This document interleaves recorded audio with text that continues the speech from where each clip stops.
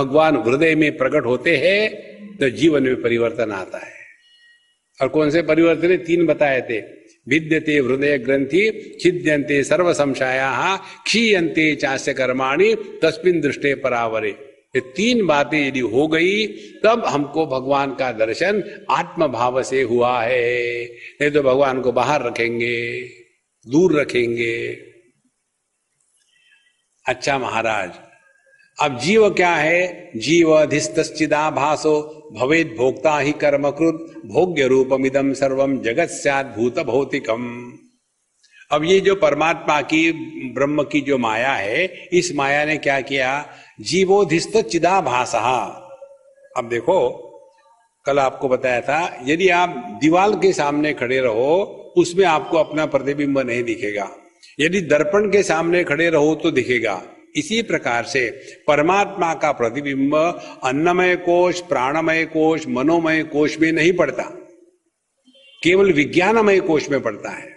और उस परमात्मा के प्रतिबिंब को चिदाभास कहते हैं टेक्निकली। अब ध्यान से सुनना, पति कौन है?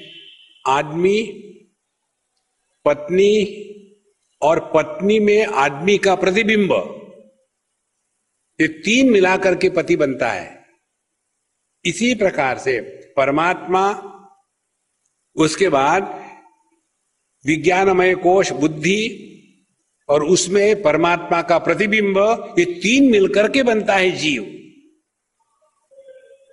जैसे बिना आदमी के पति नहीं हो सकता, बिना पत्नी के पति नहीं हो सकता, लेकिन आदमी बिना पति और पत्नी के रह सकता है। इसमें सत्य क्या है? सत्य आदमी है, ना तो पति है ना तो पत्नी है।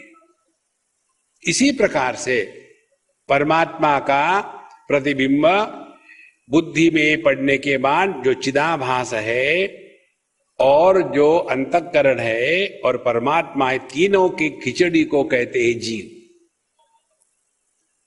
देखो,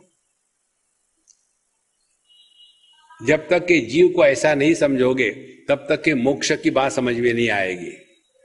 ये तो क्या करेंगे, जैसे योग में और बाकी सिद्ध मार्ग में वगैरह होता है, उसमें कहते हैं इसका मोक्ष हो गया। मोक्ष किसी का नहीं होता। देखो, मैं से मुक्त होना है, मैं का मोक्ष नहीं होता। देखो महाराज, हम गड़बड़ी यही करते हैं।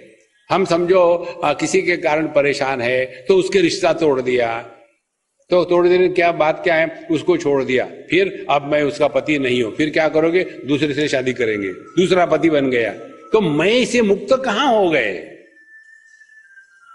देखो, जैसे जैसे ये बात समझ में आती है ना, आपको धीरे धीरे मन शांत प्रसन्न हो जाता है। तो जीवोधिस्त चिदाभासः, तो परमात्मा बुद्धि में प्रकट होने के पश्चात ये तीनों को मिलाकर के जीव कहते हैं, और वही है भोक्ता और कर्म करने वाला।